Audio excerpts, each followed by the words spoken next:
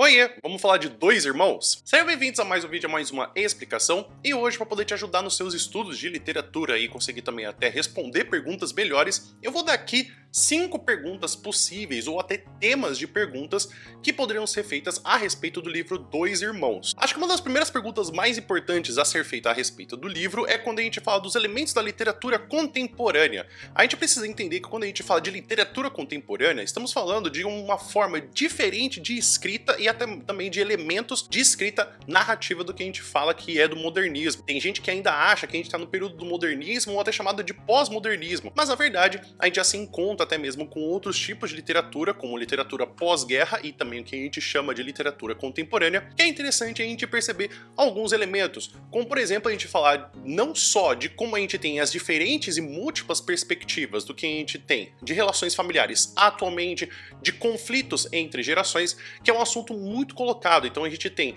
tanto o que tem de perspectiva da geração passada para o que tem da geração atual e o que a gente quer para o futuro. Essa perspectiva de passado, presente e futuro é uma coisa muito interessante que é abordado muitas vezes na literatura contemporânea, ou até mesmo que a gente pode perceber de outras temáticas da literatura contemporânea, como tratar de assuntos que provavelmente a gente não daria tanta atenção, com um pouco mais de capricho poético, como é muito parecido com o Carlos Drummond de Andrade, que é tratar de temas do cotidiano, que muitas vezes não poderiam nem ser temas, com uma visão poética e artística. Então os elementos da literatura contemporânea podem ser uma pergunta do livro Dois Irmãos. Daí a gente vai para um outro elemento que aparece no livro, acho que não de forma tão gritante, tão impactante do que a gente pode perceber, mas a gente fala do choque cultural e adaptação. O livro Dois Irmãos é feito justamente com a diferença de nacionalidade e também de religião. Então se a gente vai analisar o livro, a gente percebe que existe não só uma diferença de como se tem o comportamento dessas personagens de uma família libanesa, mas também de perceber, poxa, mas até que ponto a gente tem um choque cultural e a gente tem uma adaptação? Até que ponto a gente percebe que o comportamento e as crenças das famílias, que vão desde motivos que se leva para o que se tinha da antiga terra que eles viviam, para o que se adaptou aqui para o Brasil. Será que a gente é realmente tão diferente porque a gente muda de país? Ou a gente está mostrando realmente quem a gente é? Um outro choque que a gente pode encontrar também nessa obra é o de cidade grande e cidade pequena, como se fosse o conflito que a gente tinha antigamente no realismo, da gente ter a urbanização e os lugares ainda não urbanizados, que na verdade a gente pode remontar até mesmo do período do romantismo. É importante a gente perceber que não é que está se fazendo um elogio à capital e está se fazendo uma depreciação das cidades do interior,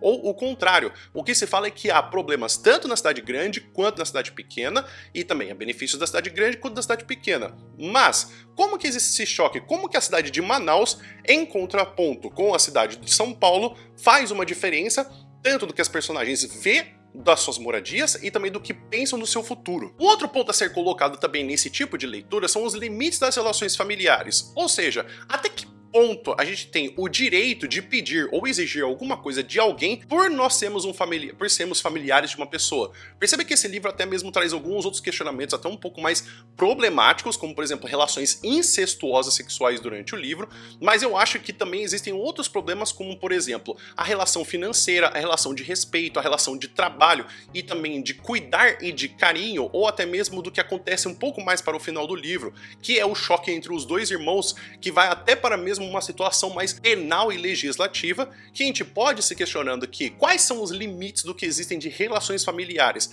Será que o limite tem que ser a parte do respeito, é apenas o sangue, ou não existe nenhum tipo de limite? Eu acho que o último que pode ajudar também você a conseguir entender mais a perspectiva do livro, que é um pouco colocado em um capítulo mais específico, e eu acho que até não tem tanto sua atenção, mas que é o contexto da ditadura militar na obra. Isso já vai fazer com que a gente tenha uma perspectiva um pouco mais literária da importância da literatura para a gente poder ter a perspectiva da sociedade.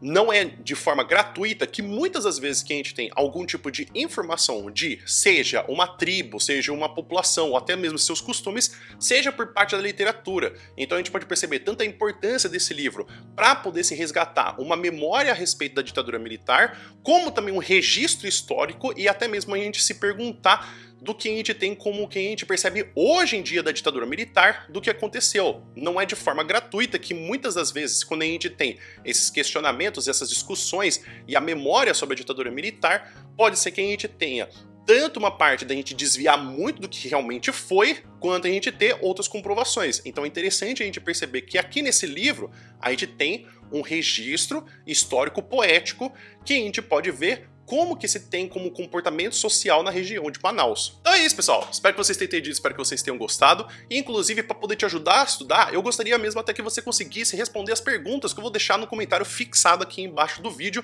para você poder conseguir entender mais a respeito da obra e você também conseguir praticar para você poder responder todas essas perguntas. Eu acho que o mais importante não só é entender a história do livro Dois Irmãos, mas também prestar atenção em alguns fatos importantes para que a gente consiga escrever, porque não é sempre que a gente precisa saber o nome da personagem ou fazer um resumo da história para poder entender o livro. A gente precisa também pegar alguns temas e tratar de forma literária como que isso é feito.